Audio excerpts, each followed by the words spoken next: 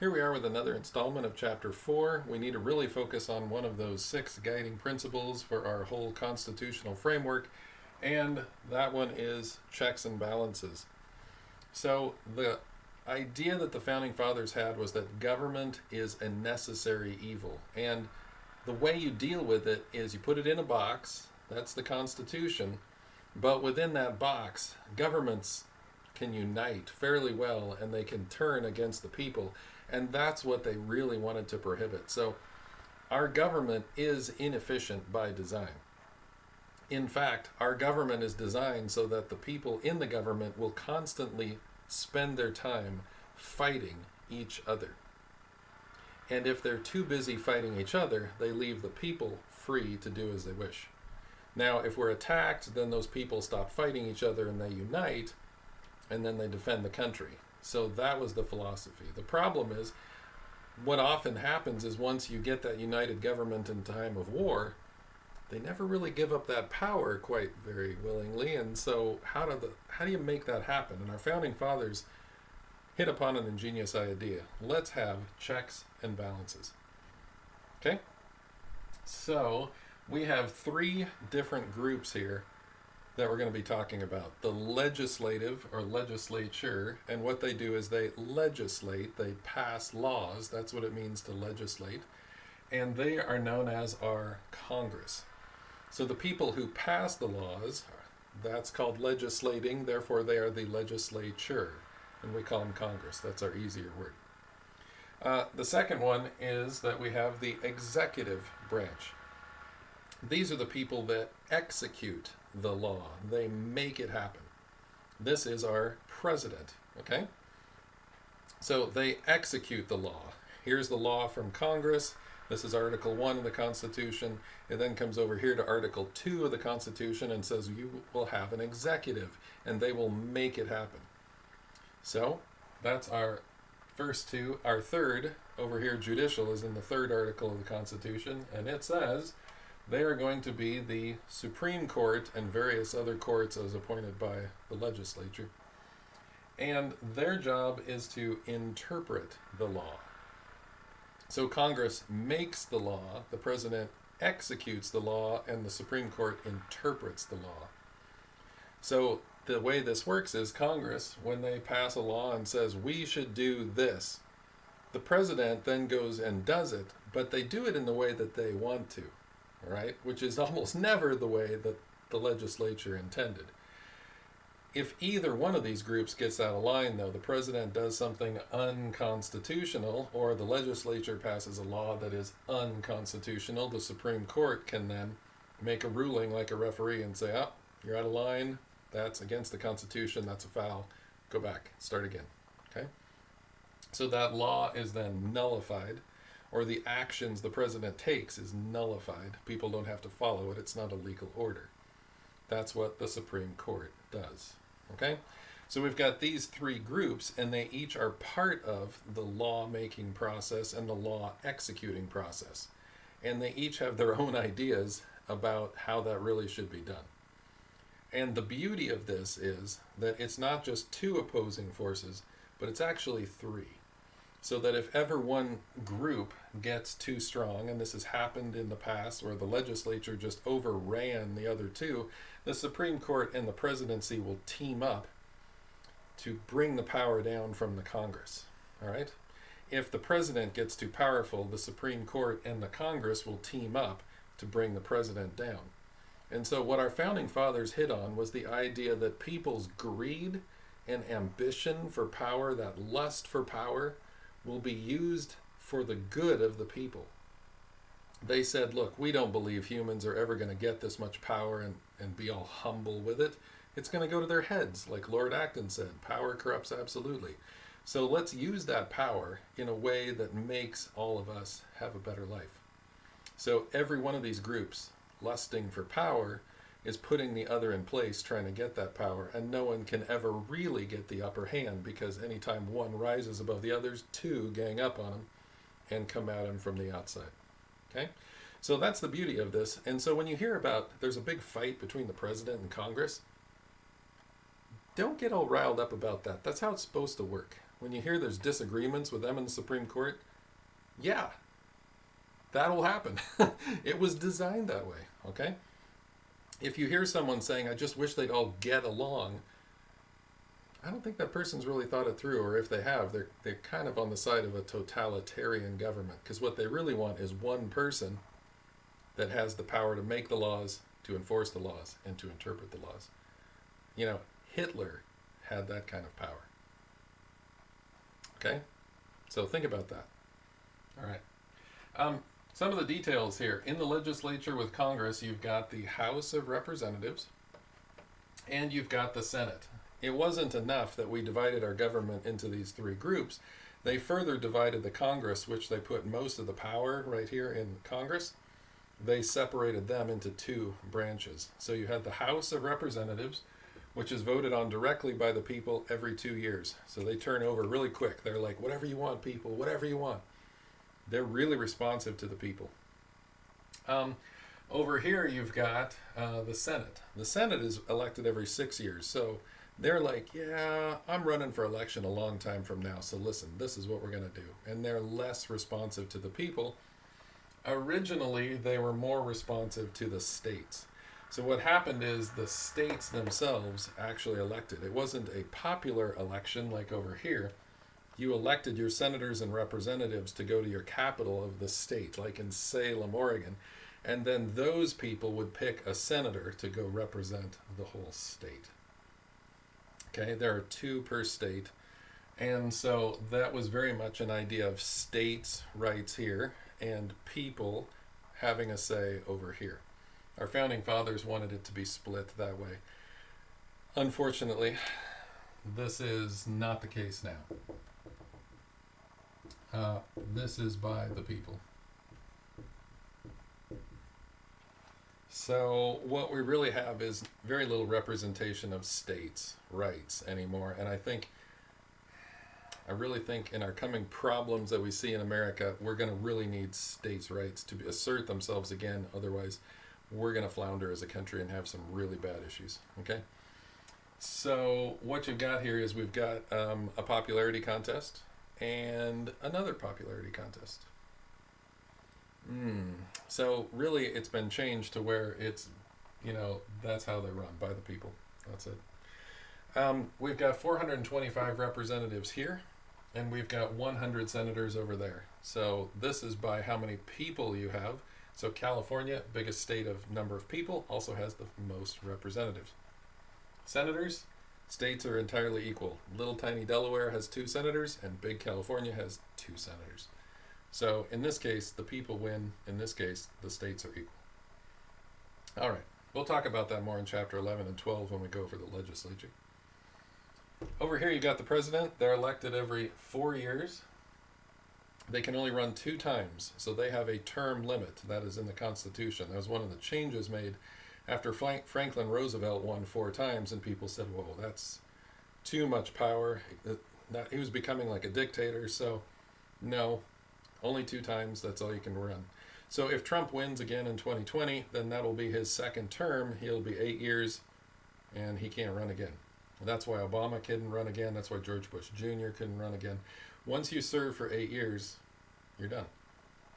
That is different from these folks. It's been talked about having a constitutional amendment to put a term limit on them. But because some of these people have been there for like 30 plus years, they just keep getting elected. Okay? Is that good because that's the will of the people, or is that bad because they're corrupt and entrenched and they're constantly buying themselves an election? We'll talk about that again in chapter 11. So what we have here is the president is elected by something called the Electoral College. It is not a popular vote. And notice, our founding fathers were not like, woo, democracy is the most amazing thing. No, what they wanted was a republic. They wanted the people to have a say, but they wanted to have a limit on that mob mentality kind of stuff that could go on. So each state is awarded a certain number of electors based on their population. So of course California gets a ton, Oregon gets 7, California gets 54, I think something like that. So just trying to give you a quick understanding of the difference. So what you have to win to become president is you have to win the electoral college. You have to get the votes, those electoral votes from that state. Most states mandate that whoever the people in the state vote for, that's who they go and vote for when they vote for the president. There are some states that allow the electors to change their vote, and there are a couple states that will split their electoral votes. So, if Oregon has 7 and a certain percentage, like, 60% vote for a person and 40% vote for the other person, they will actually say 5 electors go here and 2 electors go there, and they will split the vote in that kind of way, 70-30, something like that. So some of the states will actually have split electoral votes. It's not a winner-take-all. So the Electoral College is all about winning Electoral College votes. It is not about total population. And that's what happened in the last election, and also in 2000. And also going back to Harry Truman, back when he was elected. You can win the Electoral College without winning the popular vote. All right? Let me show you how this works. If you're playing baseball, and you've got the Boston Red Sox, and you've got the Yankees. Okay? And you're playing the World Series. The Red Sox win the first game 19-0. The Yankees win the next game 1-0, 2-1, and 1-0. And 3-2. Okay? So we play 5 games, and we say the Yankees won the World Series because they won this game.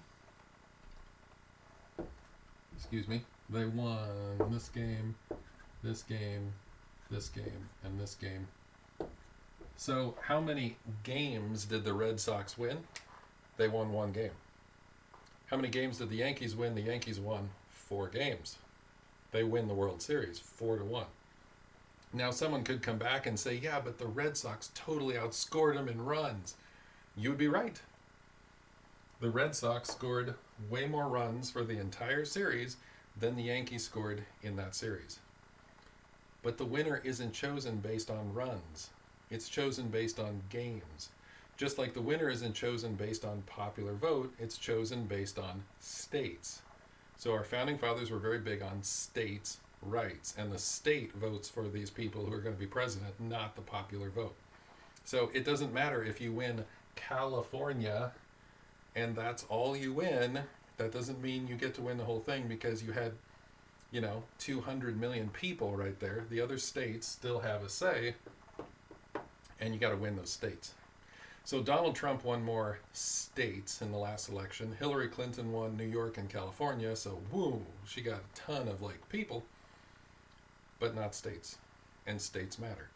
So if we want to change that in our Constitution, we can, but until then, you need to understand that's how the president is elected. So Donald Trump could very well be elected again and lose the popular vote and still be the president. That's how the Constitution was set up. All right? So this is your president. Supreme Court. Over here, they're appointed by the president. The president points to someone and says, I want that person. They go before the Senate, and the senators approve them. Yes, we want them, or pick someone else. They reject them. Okay? We'll talk more about that in an upcoming episode because that's going to be pretty important for this next election here. All right? So this is pretty simple. The Supreme Court people are picked by the president and then either approved or rejected by the Senate. They're appointed for life. They can never be taken out of there. So you better be sure who you're putting in, because once you put them in, they're there for life. They can't be voted on, so they do not have any popular opinion whatsoever. They cannot have term limits like the president does. So they are there to be the sort of anchor. They are the ones that say, no, we're just going to stick to the Constitution. People are going to go here and then go there, and the mob always, goes to different places. The Supreme Court is our rock. They say the Constitution, and that's it. We're sticking with this. So they are by far the slowest moving branch of any of our branches. They respond to the people very slowly, and they're the force that really drags and slows things down. And they were designed to do exactly that. That is their job, so that we don't go running off a cliff before we really know what we've done. The Supreme Court slows us down and says, whoa, cool it. Okay? So these are our three groups. How do they fight each other? Congress controls the money. Okay? It is specifically written into the Constitution that only Congress can decide how much money will be spent. They get to decide to allocate it. So they'll pass a law, and they'll fund it. They'll control the money. And they'll say, President, get the job done with this amount of money. Now, the president can say, I can't do it, give me more. And they always do because they want more money to play with. But Congress can also say, look, we want you to do the law in this certain way. And the president says, oh, yeah, I'll do that. And then he goes and does something else. Congress then takes the money and just says, nope.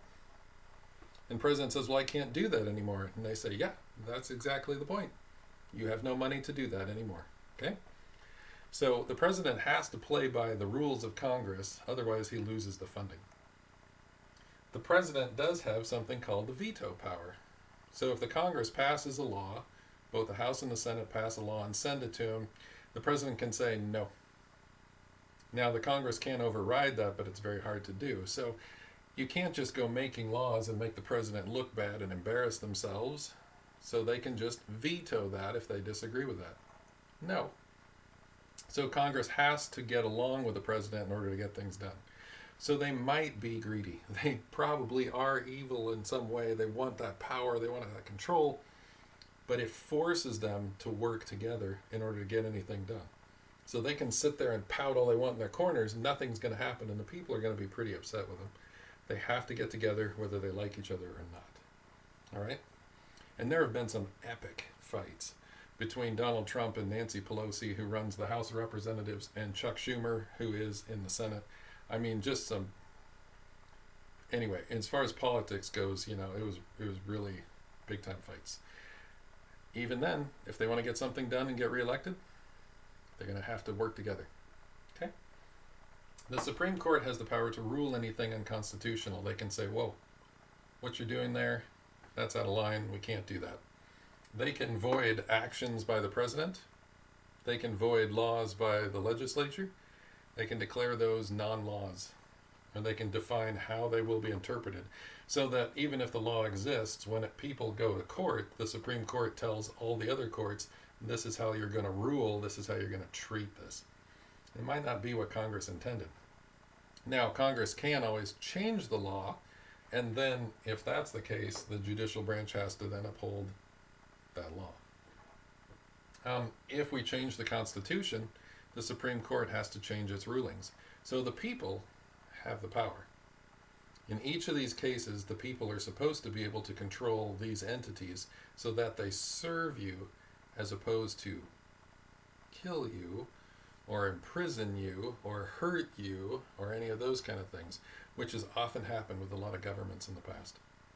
Okay, so I hope this gives you some more questions for class, because all these things are actively happening right now in our world if you just watch the news. Okay, thanks.